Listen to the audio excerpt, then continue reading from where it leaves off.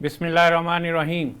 नाज़रीन, doctor Mohammad Ejaz Sandhu special TV के programme छुपे ख़जाने में आपको खुश आमदीद कहते हैं। नाज़रीन, आज का जो प्रोग्राम है वो हम आईटी के ऊपर बात करेंगे, नॉलेज इकोनॉमी के ऊपर बात करेंगे।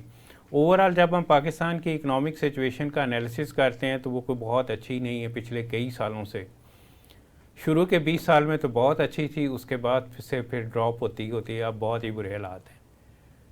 इंपोर्ट एक्सपोर्ट को जब हम देखते हैं तो इंपोर्ट और एक्सपोर्ट का भी गैप जो है वो बहुत ज़्यादा है। हमारी एक्सपोर्ट जो है वो तकरीबन $30 बिलियन के अराउंड है और इंपोर्ट्स जो हैं वो $80+ बिलियन की, जिसकी वजह से काफ़ी बड़ा $50 बिलियन का तकरीबन गैप आ जाता है, जिसको फिल करने के लिए मुख्तलिफ तरीके। अब फॉरेन रेमिटेंसेस जो पाकिस्तानी बाहर गया है यूथ पढ़ी लिखी, उसकी वजह से पिछले कुछ सालों में बेहतर हुई और वो $30 बिलियन क्रॉस कर गई। अगर हम इस चीज़ को सामने रखें तो दैट्स मीन कि हमें आईटी के ऊपर ख़ास तौर पे, एजुकेशन पे तो फोकस करना ही चाहिए, लेकिन आईटी स्किल्स के ऊपर फोकस करना चाहिए। और आईटी स्किल में अगर हम ट्रेन करके, स्पेशली आर्टिफिशियल इंटेलिजेंस में स्किल्स में ट्रेन करके अगर हम अपनी यूथ को बाहर भेजें तो उससे हमारी रेमिटेंसेस ईजीली $100 बिलियन क्रॉस कर सकती है।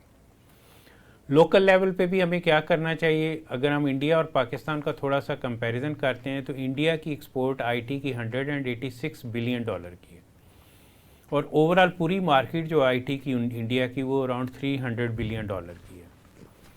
हमारी जो आईटी की एक्सपोर्ट्स उसमें मल्टीपल फिगर्स आती हैं, लेकिन मैं स्टेट बैंक की बात करूंगा, उन्होंने कहा कि $1.5 बिलियन के अराउंड है। हम फ्री लॉन्सर्स और बाकी मार्केट को भी मिला लें तो तकरीबन $5 बिलियन की ओवरऑल मार्केट बन जाती है, जो कि कुछ भी नहीं है एज़ कम्पेयर टू इंडिया। उसकी सबसे बड़ी वजह हमारी पॉलिसीज़ हैं। हमारी पॉलिसीज़ उस तरह फेवरेबल नहीं है। प्राइवेट सेक्टर की ग्रोथ के भी पॉइंट ऑफ व्यू से पंजाब इंफॉर्मेशन टेक्नोलॉजी बोर्ड को भी ले लें तो वो एज अ कंपेटिटर आ जाता है, बजाय इसके कि वो प्राइवेट सेक्टर को ग्रो कर लेंगे। तो ओवरऑल हमारी गवर्नमेंट को चाहिए कि उसको ऐसी पॉलिसीज़ बनानी चाहिए कि इस सेक्टर में ऑप्शन बहुत है, अपॉर्चुनिटी बहुत है। सिर्फ हमें सही पॉलिसी चाहिए, उसके बाद हम ग्रो कर सकते हैं इसमें। मैं इस पे बात करने के लिए अपने एक्सपर्ट, आईटी एक्सपर्ट हैं हमारे मीरा नासर साहब, जो चीफ एग्जीक्यूटिव ऑफिसर हैं KOT एंटरप्राइजेस के भी जी, और काफ़ी अरसे से मार्केट में काम भी कर रहे हैं और उनको बड़ी अच्छी तरह मार्केट का अंदाज़ा और प्रॉब्लम्स के हैं वो भी जी। मीरा नासर साहब, क्या ख्याल है आपका इसके बारे में कि हमें कैसे हम आगे बढ़ सकते हैं? First of all thank you so much. बिल्कुल हम जो है मिलके इसके ऊपर अगर एफर्ट करें और तरीक़ाकार निकालें, पॉलिसीज़ को फेवरेबल बनाएं और यूथ को प्रमोट करें ओवर एंटरप्रेन्योरियल माइंडसेट, तो हम इसके अंदर चेंज ला सकते हैं। नो डाउट इतना कुछ होने के बावजूद भी we are trying to promote और मिलके हम ये एफर्ट पुट कर रहे हैं, but it is not as enough जिस तरह से बाहर की दुनिया जो है ना उसके ऊपर प्रोग्रेस कर रही है। So we need to combine our private and public sector bodies to make a combine effort कि हम इसको फुलफिल कर सकें इस गैप को। पब्लिक सेक्टर के पॉइंट ऑफ, पब्लिक सेक्टर का बेसिकली रोल फैसिलिटेटर का होता है जी, और अगर वो अच्छा रोल प्ले करे तो ऑटोमेटिकली प्राइवेट सेक्टर ग्रो करता है। एग्जैक्टली, बट अनफॉर्चुनेटली यहाँ पे ज़्यादातर जो है वो हम इन चीज़ों को मिस इंटरप्रेट कर जाते हैं, अंडरस्टैंड नहीं कर पाते और उस मिसअंडरस्टैंडिंग में जो नुकसान है वो हमारा कलेक्टिवली हो जाता है। सो डेफिनेटली अगर हम ऐसी डिस्कशन फॉरम्स बनाएं जिनके ऊपर बैठ के हम इंस्टेड ऑफ के हम पॉलिसीज़ को डिस्कस करें कि आप फुलफिल नहीं कर पा रहे, आप इनको रीशेप करें और रिफॉर्म्स लेके आएँ उन पॉलिसीज़ में, तो that can be a good effort to shape. So जैसे फॉर एग्जांपल आप देखें कि पाकिस्तान सॉफ्टवेयर एक्सपोर्ट बोर्ड है, सो कंपनीज़ के पास आप चले जाएँ कि PSEB की आप मेंबरशिप ले लें, तो you can get a good facilitation in taxation and other facilities as well ना। तो लेकिन यहाँ पे नॉलेज स्ट्रीम ही नहीं है, अवेयरनेस ही नहीं है। आप 80% ऑफ द मार्केट को चले जाएं तो उनको ये नहीं पता कि जी PSEB को अप्रोच कैसे करना है, वहाँ पे फाइलिंग किस तरह से होती है, what is the criteria. So I think कि अवेयरनेस कैंपेन्स को ज़्यादा कर दिया जाए और इन चीज़ों पर डिस्कशंस रखी जाएँ टू एंड फ्रो और उस ऑडियंस को कैप्चर किया जाए। हमारा पाकिस्तान सॉफ्टवेयर एक्सपोर्ट बोर्ड की जब आपने बात की, और पाशा भी है जी, पाशा भी है, दोनों को सामने अगर रखते हैं तो सॉफ्टवेयर वालों को तो पता है लेकिन जनरल पब्लिक को कुछ नहीं पता। एग्जैक्टली। और सॉफ्टवेयर वालों में भी कम लोगों को पता है बिकॉज हमने उसको उस तरह के अवेयरनेस स्केल पे लेके ही नहीं आए। सो अगर हम पाशा की बात करें तो Pasha is very enriched platform for awareness campaigns, events और इस तरह के फॉरम्स पे जाके इन्वेस्टमेंट अपॉर्चुनिटीज़ को गेन करना is one of the key asset. ठीक है ना। सो मैं हमेशा ये सोचता हूँ और कहता भी हूँ कि फाइनेंशियल क्राइसिस को इस मुल्क से अगर आने वाले दौर में कोई भी इंडस्ट्री निकाल सकती है वो आईटी तो उसमें वो आईटी है। इसमें कोई शक की बात नहीं कि आईटी के अलावा और कोई नहीं है जो निकाल सकती है। बिल्कुल। सो हमें जो है ना शुरुआत इसकी अवेयरनेस से करनी चाहिए। यूनिवर्सिटीज़ के अंदर कैंपेन्स करें, बूट कैंप्स रखें। जब हम करिकुलम टीच कर रहे होते हैं सारी आईटी डिग्री प्रोग्राम्स को, सो उनके अंदर हम इनके अवेयरनेस कैंपेन्स रखें, जॉब फेयर्स रखें, इनको उन वेन्यूज़ के विजिट करवाया जाए as a study tour. Incubation centre बनाए जाएं, स्टार्टअप्स किए जाएं। बिल्कुल। इंक्यूबेशन सेंटर्स का तो ट्रेंड हम देख रहे हैं। पिछले 5 साल में यूनिवर्सिटीज़ में बहुत सारे इंक्यूबेशन सेंटर्स बने हैं, लेकिन उनकी मॉनिटरिंग थ्रू इंडस्ट्री करवाई जाए, ना कि यूनिवर्सिटी की अपनी बॉडीज़ जो है ना वो मॉनिटर करें। प्रोफेसर्स के पास ज़्यादातर प्रैक्टिकल एक्सपोजर नहीं होता। सो इंडस्ट्री को जो है ना वो ज़्यादा एक्सपोजर है एंड दे नो कि किस तरह का माइंडसेट जो है ना मार्केट में होगा। चाइना ने इसी तरह तरक्की की, उनके प्रोफेसर्स बिलियनर बन गए। बिल्कुल ऐसे ही है। और वो इंडस्ट्री में आए और इंडस्ट्री उन्होंने चेंज कर दी, टोटली चेंज कर दी। ऐसे ही देखें, लर्निंग करनी चाहिए ना। आप इंडिया से लर्न करें कि उन्होंने अपनी आईटी एक्सपोर्ट्स को किस तरह से ना पुश मैकेनिज्म के ऊपर बढ़ाया। बिल्कुल। सो उसका बड़ी इंटरेस्टिंग स्टोरी है जी। जब आप इंडिया की बात करते हैं, ये 2001 की बात है, मैंने उस वक्त एफएम पे एक प्रोग्राम इस पे किया था। उस वक्त अखबारों में आया था कि 5 लाख इंडियन जॉबलेस होकर वापस इंडिया में आ गए आईटी के। तो मैंने उस वक्त doctor Ataur Rahman IT minister थे, उनको इनवाइट भी किया था लेकिन वो मसरूफ़ थे, नहीं आ सके थे। तो इस पर मैंने डिबेट की। मैंने कहा कि जी ये कहा जा रहा है कि जी वो वापस आ गए, मेरे हिसाब से उनको वापस बुलाया गया क्योंकि यूएस मार्केट में वो की पोजीशंस पे चले गए हुए थे जी। तो यूएस मार्केट एक्सपेंसिव बहुत हो गई थी आईटी की सर्विसेज के पॉइंट ऑफ व्यू से, डेवलपमेंट के पॉइंट ऑफ व्यू से। तो अब वहाँ अगर वो बंदा उनको $1 लाख में पर एनम में पढ़ रहा था तो इंडिया से आके वही काम वो $10,000 में दे रहे थे। एग्जैक्टली। तो इस तरह उन्होंने सारा बिजनेस इंडिया में लिया और ये उनके लिए बड़ा प्रोग्रेसिव मूव था। उसके बाद वो बूस्ट कर गए। सही है ना। तो बिल्कुल यही बात बिल्कुल बचा है कि इसी तरह हम आईटी एजुकेशन में लेट आए, वो 70s में उन्होंने इस पे काम करके आगे चले गए थे। बिल्कुल ऐसे ही है। और अभी भी ये जो है ना ट्रेंड ये इसी तरह से है कि टेक्नोलॉजीज लॉन्च होती हैं और उसके ऊपर इंडियन जितने भी टेक पीपल हैं they are all gripped as well. सही है। जहाँ के पाकिस्तान में टेक्नोलॉजी लॉन्च हुए 1.5 साल हो जाता है and then we start moving के जी अब इसको लर्न करने का टाइम है। तब तक उसकी प्रोडक्ट एंड लाइन सब कुछ जो है ना वो मैन्युफैक्चर होकर सॉल्यूशंस लाइव हुए होते हैं। मेजर आईटीज वर्ल्ड वाइड जो कंपनीज हैं उनमें आप सीईओ ज़्यादातर इंडियन है। आप कोई भी उठा लें बिग जाइंट नेम तो उसके की डिसीजन फैक्टर्स पे इंडियंस बैठे हैं and that's a very sign of a very progressive nation. और हमें अच्छी बातें उनसे सीखनी चाहिए। और अमेरिका की तो गवर्नमेंट में अब वो आगे हुए, यूके की गवर्नमेंट में अब वो आगे हुए, हर जगह वो आगे काफ़ी, क्योंकि उन्होंने इस पर प्रॉपर काम किया था। इसमें एक बड़ी इंटरेस्टिंग जो चीज़ थी वो ये थी कि अयूब खान के दौर में अमेरिकन एक टीम आई जी। उन्होंने अयूब खान से पूछा कि हम आपके लिए क्या कर सकते हैं। तो अयूब खान ने कहा कि प्लानिंग कमीशन। उन्होंने हार्वर्ड से टीम भेज दी और प्लानिंग कमीशन यहाँ पे बन गया। सेम टीम इंडिया गई और नेहरू से पूछा कि जी आपके लिए हम क्या कर सकते हैं। तो उसने कहा कि MIT की तरह के 5 इंस्टीट्यूट बना दें। बिल्कुल ऐसे ही। और इंडियन इंस्टीट्यूट ऑफ टेक्नोलॉजीज बन गए। अब उनका विजन आप इस पॉइंट ऑफ व्यू से देखें और उसकी वजह से वो उस ज़माने में अमेरिका पढ़ के लोग जाना शुरू हो गए थे। और इस वक्त जो करंट सिचुएशन है कि इंडियन इंस्टीट्यूट ऑफ टेक्नोलॉजी के बूट कैंप में एडमिशन लेना मुश्किल है, MIT में आसान है। ऐसे ही है, बिल्कुल ऐसे ही है कि वो इतना आगे चले। सो knowledge stream is very important. मेरा ख्याल है कि हमें भी इस तरह की चीज़ें, it's never late to start right. तो हमें ये स्टार्ट करना चाहिए। हमारे जितने भी एजुकेशनल इंस्टीट्यूट्स हैं, we being industry invite them के आए हमारे साथ टेबल पे बैठे एंड फॉर्मुलेट बॉडीज ठीक है। और इंडस्ट्री का काम है, सॉफ्टवेयर हाउसेस का काम है कि आपको जो एक्सटर्नल रिसोर्सेज हैं, फॉरेन रिसोर्सेज हैं, बूट कैंप्स हैं, उनकी अवेयरनेस कैंपेन्स दिलाई जाए, ठीक है। So if there is an opportunity and university can afford it, तो हम उसके ऊपर बात कर सकते हैं।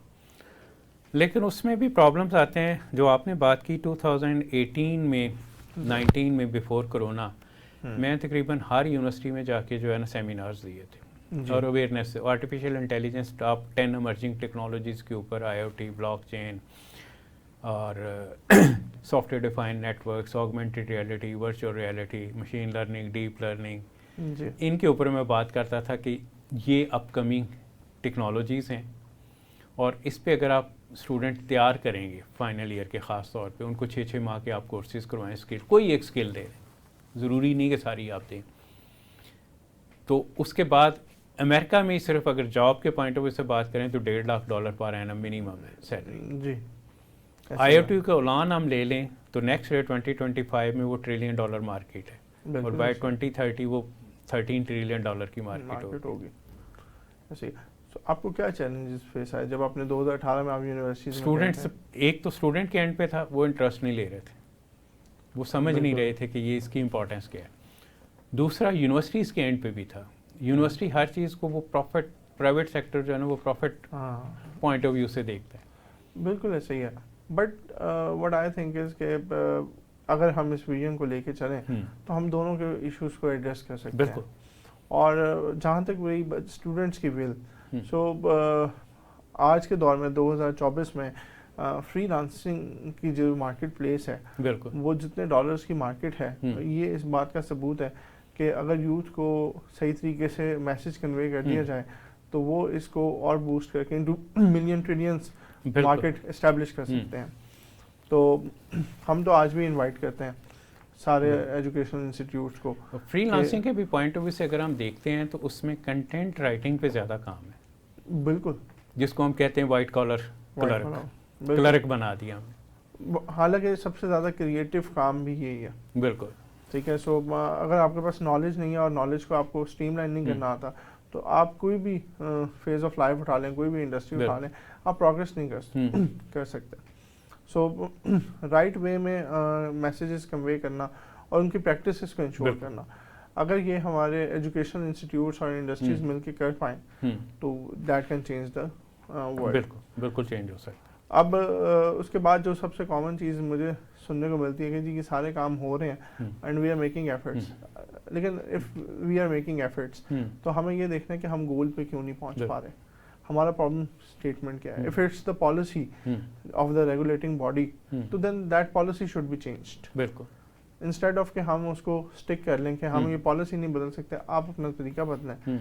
सो उससे बेहतर है कि आप पॉलिसी फ्रेमवर्क्स को जो है ना वो रिवाइज करें। इसके लिए मैं अक्सर एक बात करता हूँ कि हमारे यहाँ इस तरह का साहब है कि human beings are made for rule, जबकि रिवर्स होना चाहिए, rules are being made for human being. तो rules should be flexible, not rigid. Yes, हाँ, आपके पर्सनल इंटरेस्ट, आपके ऑर्गेनाइजेशनल इंटरेस्ट, आपके नेशनल इंटरेस्ट, उनकी शेप चेंज हो सकती है। हम ये नहीं कहते कि उनको इंटैक्ट ना करें, आप उनको इंटैक्ट रखें, लेकिन उनकी शेप बदलते जाएं। This is how the Nations grow. बिल्कुल, ठीक है ना। सो हमारे यहाँ इंडस्ट्री में हम अक्सर बैठ के एक बात करते हैं कि जी यहाँ पे इंडियन चला जाता है ना तो वहाँ पे वो 10 लोग और खींच लाता है और वो कहते हैं कि यहाँ बैठ के इसके तरीके से काम करो, अपना मुनाफा कमाने का तरीका बदल लो, लेकिन क्वांटिटी पे जो है ना वो वैल्यू क्रिएशन करें। So this is what we should learn from that. हमारे यहाँ लेग पुलिंग होती, हमारे यहाँ पुल मैकेनिज्म है, उनके वहाँ पुश मैकेनिज्म उनका पुश है, हमारा पुल है।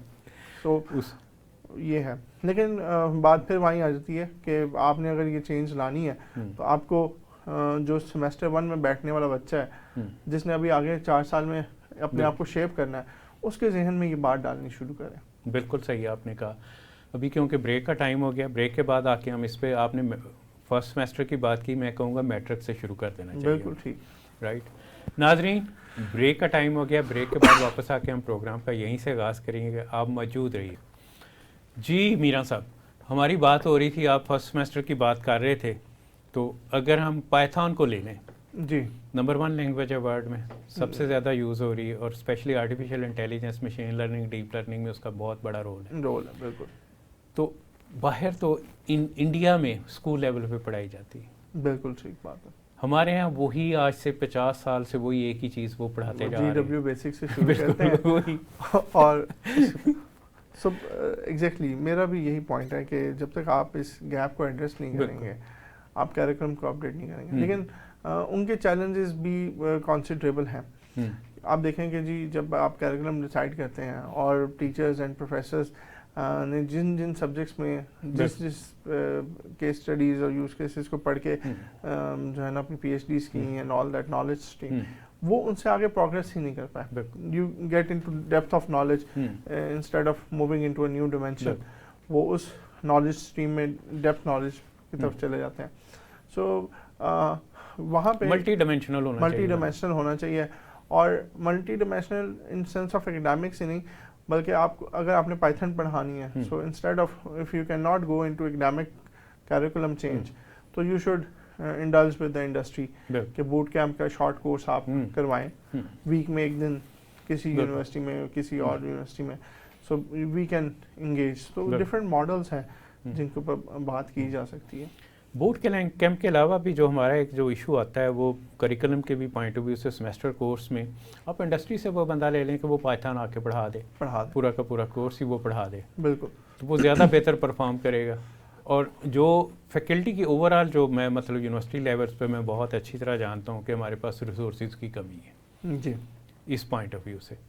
तो इसमें अब यहाँ पे गवर्नमेंट का अगेन रोल आ जाता है फैसिलिटेटर का जी, कि गवर्नमेंट को देखना चाहिए जी कि आगे हमें 10,000 लोग चाहिए यूनिवर्सिटी लेवल पे जिनको पाइथन आई, तो एक 10,000 20,000 लोगों का एक पूल बनाएं और उनको पाइथन सिखाएं। बिल्कुल ऐसे ही है।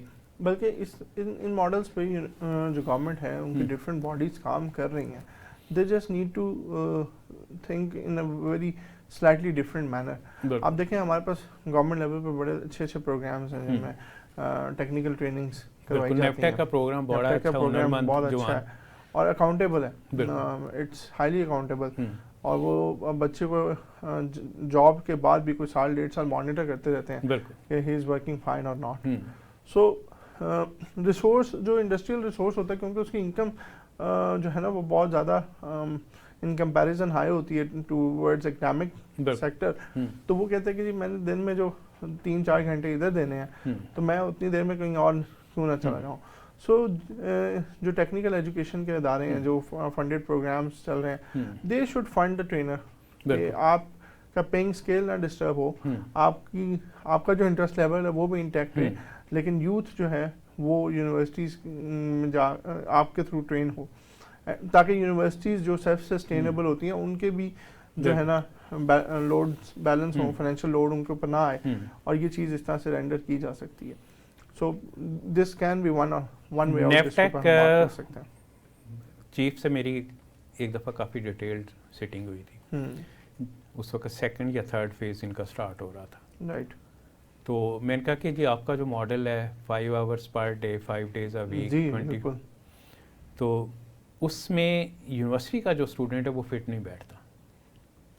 बिल्कुल, ये तो मैट्रिक और इंटरमीडिएट वालों के लिए तो ठीक है, लेकिन यूनिवर्सिटी स्टूडेंट्स के लिए ठीक नहीं है। मैंने कहा था आपको इसको थोड़ा रीडिज़ाइन एक करना चाहिए, 2 आप पार्ट बना लें, एक उनके लिए जो मैट्रिक इंटरमीडिएट वाले और एक जो यूनिवर्सिटी में specially 5th 6th 7th 8th semester के स्टूडेंट्स हैं, उनको भी टारगेट करें कि वो एक स्किल लेके यूनिवर्सिटी से बाहर जाएं।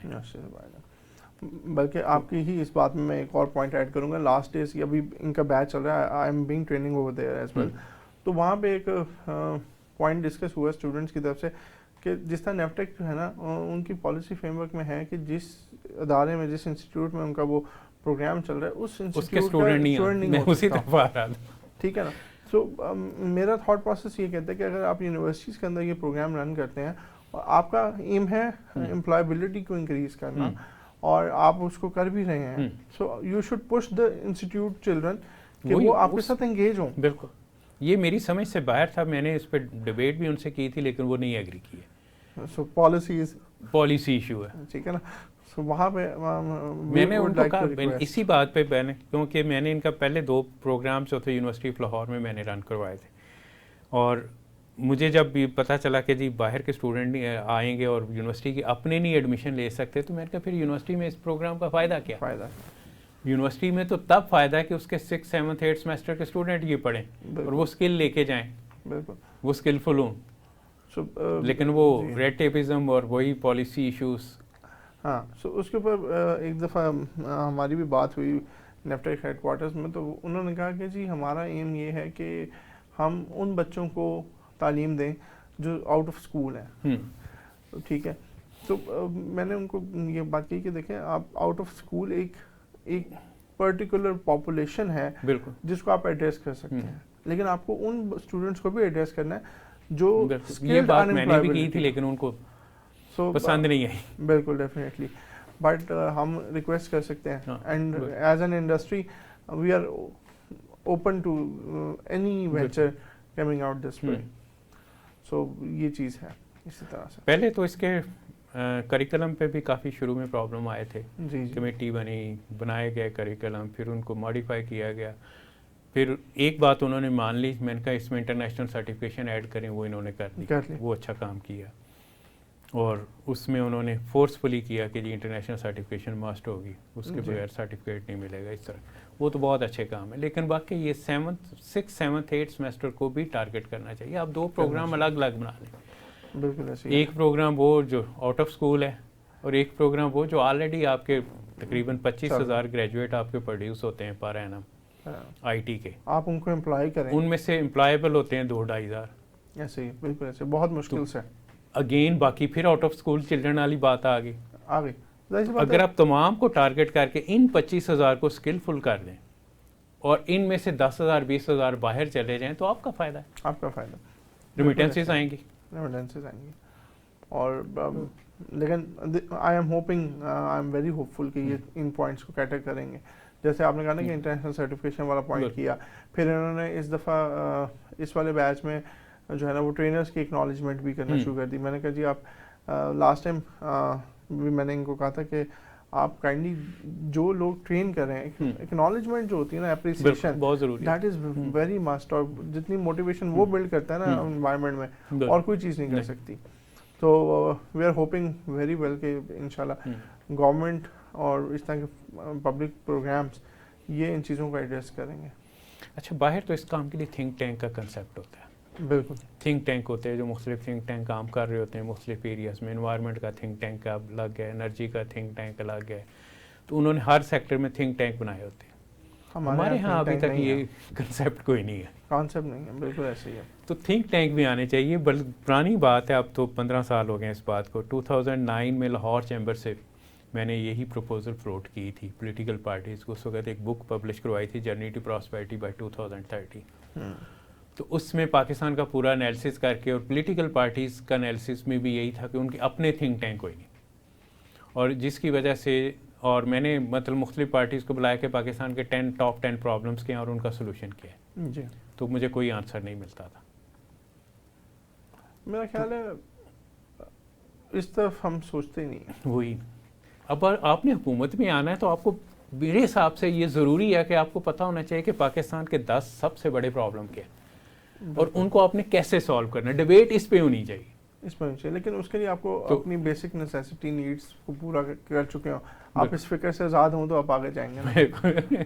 तो ये भी एक फैक्टर है। जितने अंडर डेवलप्ड कंट्रीज़ हैं या डेवलपिंग कंट्रीज़ हैं, उनके इश्यूज और तरह के, सो दे डोंट हैव टाइम। हमारे यहाँ होता है कि नालियाँ बना दो, महल्ले सड़कें बना दो, गलियाँ बना दो, उस पर वोटर मिल जाएगा। बिल्कुल ऐसे ही है। तो जो मुल्क के असल प्रॉब्लम है उनके सोल्यूशंस के ऊपर, अब एनर्जी क्राइसिस हैं, एनर्जी के इश्यूज हैं, प्राइस बहुत बढ़ गई है। लास्ट 40 इयर्स में हमने हाइडल सेक्टर पे उस तरह काम नहीं किया, जिसकी वजह से कॉस्ट ऑफ डूइंग बिजनेस आपका हाई हो गया है बहुत ज़्यादा। अभी आप देखें ना कि यहाँ पे हम एंटरप्रेन्योरशिप के मॉडल को, माइंडसेट को ग्रूम करते हैं, लेकिन उसके साथ साथ एक बंदा कहता है कि जी जब मैंने अपनी जो इनकम मैंने कमानी है उसमें से 40% मेरा टैक्सेशंस में निकल जाना है डिफरेंट तरह की, तो what is the objective of doing all the effort. ये तो टैक्स है, ये उसके अलावा जो भत्ते देने पड़ते हैं वो अलग दैट है। Is a separate stream. वही ना, एक इंडस्ट्रियलिस्ट से मेरी बात हो रही थी, मेरा क्लास फेलो है, उसने बताया कि 17 डिपार्टमेंट हैं जो हर महीने उससे बता लेते हैं। That's a sad reality. That is reality. और मुझे पहले, मैं जब पाकिस्तान आया था, मैंने टेक्सटाइल सेक्टर पे 2001 में काफ़ी काम किया था, टेक्सटाइल सेक्टर सारा विज़िट किया था, तो वहाँ भी मुझे यही इश्यूज़ पता चले। इन इश्यूज़ के साथ अगर वो ग्रो कर रहे हैं तो बड़ी बात है, लेकिन गवर्नमेंट को इस तरफ देखना चाहिए। एक डिपार्टमेंट होना चाहिए जो इंडस्ट्री से सिर्फ डील करे, ये 17-18 डिपार्टमेंट को डील नहीं करना चाहिए। एक बॉडी होनी चाहिए, एक बॉडी होनी चाहिए। ऐसे वन विंडो अभी तक नहीं हमारे यहाँ हुआ। आई होप कि हो जाए किसी दिन हो जाए। अब मतलब किसी ने आके इंडस्ट्री लगानी है तो उसके प्रोसेसेस ही इतने ज़्यादा हैं, और फिर उन प्रोसेसेस की ना अवेयरनेस भी नहीं है। बिल्कुल। मतलब अगर मुझे बिजनेस ओपन करना है तो मुझे यही नहीं पता कि मैंने कहाँ कहाँ रजिस्टर करना है। बिल्कुल। और उस दिन पता लगता है जिस दिन उसके अगेंस्ट मेरे पास एक ह्यूज अमाउंट ऑफ पेनल्टी पड़ी होती है। बिल्कुल। कि जी हमने तो नोटिस भेजा था तो आपने नहीं देखा। बिल्कुल। तो दैट्स ऑल। मैंने भी एक ज़माने में एक कंपनी रजिस्टर करवाई थी, मेरे इरादा था कुछ, तो अभी रजिस्टर, अभी मैं सोच रहा था कि आगे फर्दर क्या क्या करना। उन दिनों कुछ क्राइसिस और तरह के आए हुए थे, तो मैंने उसको डाइवर्ट करने तो मुझे नोटिस आ गया कि जी आपके ज़ुम्मे जो है ना इतने लाख रुपए हैं तो आप ये दें। मैंने कहा मैंने किया कुछ है ही नहीं, तो लाख कितने लाख कहाँ से? ऐसे ही तो मुझे कंपनी बंद करनी पड़ी। ऐसे ही, जबकि आप यही प्रैक्टिस बाहर के मुल्कों में देखना तो business opening is just a process of an hour और 2 आवर प्रोसेस, और उसके बाद उसके ऊपर फैसिलिटेशंस इतनी है कि वो खुद ही बिजनेस आपका जो आईडी है वो ऑटोमेटिकली उससे सारे प्रोसेसेस होते जाते हैं। सो आई हैव और वो आपकी इनकम भी पता चलती जाती है उनको कितनी है, और वो ऑटोमेटिक है सारा, टैक्सेशन भी ऑटोमेटिक सिस्टम। बिल्कुल। हमारे यहाँ तो टैक्सेशन के पॉइंट ऑफ व्यू से ये है कि अगर आपने रिफंड लेना है तो वो एक अजाब है। बिल्कुल। और chief commissioner tax Lahore chamber आए हुए थे, तो उनसे डिस्कशन ओपन इस पे हुई। चैम्बर वालों ने कहा कि जी 25% ओपन सीक्रेट है रेट है रिफ़ंड लेने का, तो इस पे कुछ करें। इस बात को 2 साल हो गए, अभी तक कुछ नहीं हुआ। ऐसे ही है। मैंने भी पिछले दिनों एक मिनिस्टर साहब को कहा था, मैंने कहा कि जी ये इस तरह के इश्यूज़ हैं, अगर आप अपने IT को FBR को ऑटोमेट कर रहे हैं तो इस प्रोसेस को भी आप लिंक करें टाइम के साथ कि 15 दिन में रिफ़ंड हो जाए, महीने में हो जाए। डेडलाइन तो मेरा अपना रिफ़ंड पिछले 6 साल से पड़ा हुआ नहीं हो, जबकि एक कमिश्नर मेरा दोस्त भी रहा, उसने कहा कि जी निचले वालों को पैसा दोगे तो होगा। तो ये तो हालात हैं हमारे यहाँ, तो बिजनेस कैसे ग्रो करेगा? बिजनेस जो है ना दुआ से ग्रो करेगा। तो सॉफ्टवेयर हाउसेस के पॉइंट ऑफ व्यू से क्या क्या इश्यूज आते हैं जनरली? सॉफ्टवेयर हाउसेस के पॉइंट ऑफ व्यू से अब तो जो प्रैक्टिस चल पड़ी है ना जी, वो तो बड़ी सिंपल सी है। आपको सॉफ्टवेयर हाउस बनाना है तो आप बाहर बनाएं and you start hunting businesses, ठीक है ना। सो अब तो यहाँ पे आप इवन आप ये देख लें कि जो पेमेंट गेटवेज हैं जिनके थ्रू कंपनीज ने ऑपरेट करना है, मुझे अगर अपनी वेबसाइट पे एक ग्लोबल बिजनेस करना है, so I can not have a singular payment gateway जो हर जगह पे एक्सेप्ट होता है। पेपाल नहीं है हमारे पास, ठीक है। स्ट्राइप आप इंटीग्रेट कर लें, अवेलेबिलिटी है, लेकिन पाकिस्तानी कार्ड नहीं यूज़ होता। सो हमारे इकोनॉमिक डोरवेज जितने जो वो लिमिटेड होते जा रहे हैं, और जो फैसिलिटेशंस कहीं प्रोवाइड कर भी रहे हैं, they are so costly, transactional charges उसके ऊपर इतने सारे लग जाते हैं कि there is no way out. So Pakistan में बिजनेस को जितना स्मूथ हम कर सकते हैं, गवर्नमेंट से हम रिक्वेस्ट ही कर सकते हैं कि कम से कम आप वो इंडस्ट्रीज, वो सेक्टर्स जो आपकी इकोनॉमी को बिल्ड कर रहे हैं फॉर नेक्स्ट डेकेड, आप उनके लिए आसानियाँ पैदा करें। और हमारे पास 2 एग्जांपल्स मौजूद हैं, बांग्लादेश और टर्की की। उन्होंने फैसिलिटेशन जस्ट की है और कुछ नहीं किया, और उनकी इकोनॉमी कहाँ की कहाँ पहुँची। गवर्नमेंट्स का दूसरा नाम ही फैसिलिटेशन है। उन्होंने फैसिलिटेशन और कॉस्ट ऑफ डूइंग बिजनेस, इन 2 पे फोकस किया। कॉस्ट ऑफ डूइंग बिजनेस को मिनिमाइज़ किया जी, और गवर्नमेंट एंड पे फैसिलिटेट की है, और दोनों जो है ना इकोनॉमिकली ग्रो कर गए। हमारा आधा टेक्सटाइल सेक्टर तो वहाँ चला गया बांग्लादेश में, बिल्कुल ऐसे उठ के। रीज़न यही है कि उन्होंने फैसिलिटेट जस्ट किया है, हमारे यहाँ फैसिलिटेशन नहीं है। और अगर हमारे पास अगर उस तरह के डोरवेज हैं भी ना, तो उनकी अवेयरनेस नहीं है। मतलब मैंने 2018 में कंपनी रजिस्टर करने के बाद मुझे 2021 में पता लगता है कि PSEB में रजिस्ट्रेशन करवा के मुझे टैक्सेशन रिलीफ मिलता है if I am doing business outside the country. बिल्कुल, ठीक है। और उसके बाद मुझे लिटरली कोई 1 महीना लगता है इस बात को फाइंड आउट करने में कि PSEB के प्रॉपर रजिस्ट्रेशन प्रोसेसेस और उनसे किस तरह से जो है ना वो बेनिफिट्स अवेल करने हैं। फिर इंटरनेशनल सर्टिफिकेशंस हैं बेशुमार जो बिल्कुल। पाकिस्तान सॉफ्टवेयर एक्सपोर्ट बोर्ड करवाता है, कोई बात है, और फ्री में आपको करवाता है। लेकिन आप देखें कि आप कोई किसी भी अदारे में चले जाएं जो नहीं IT पता। नहीं पता बिल्कुल। बदकिस्मती से यहाँ पे तो ये भी नहीं पता होता 8वें सेमेस्टर में ग्रेजुएट होने के बाद कि जी हमने जॉब के लिए अप्लाई कैसे करना है, how to go and apply for a job, ask for. बल्कि आपने ये जो 8वें सेमेस्टर की बात की, सॉफ्टवेयर एक्सपोर्ट बोर्ड को हर यूनिवर्सिटी में फाइनल ईयर के स्टूडेंट्स को जाके एड्रेस करना चाहिए, उनको बताना चाहिए ताकि एंटरप्रेन्योर आपके बने। ये बहुत इम्पोर्टेंट है, वरना आजकल फ्रीलांसिंग प्लेटफॉर्म्स की वजह से भी आप अपना पूरा स्किल आउटसोर्स कर रहे हैं। बिल्कुल, और ठीक है, लो रेट पे कर रहे हैं, नो रेट पे कर रहे हैं, और बाहर उनकी स्किल्स तो चाहे जो यूज़ हो ही हो रही हैं, वो अपनी इकोनॉमिक वैल्यू खोते जा रहे हैं, miss use. They don't know कि उनकी परसीव्ड वैल्यू कितनी है।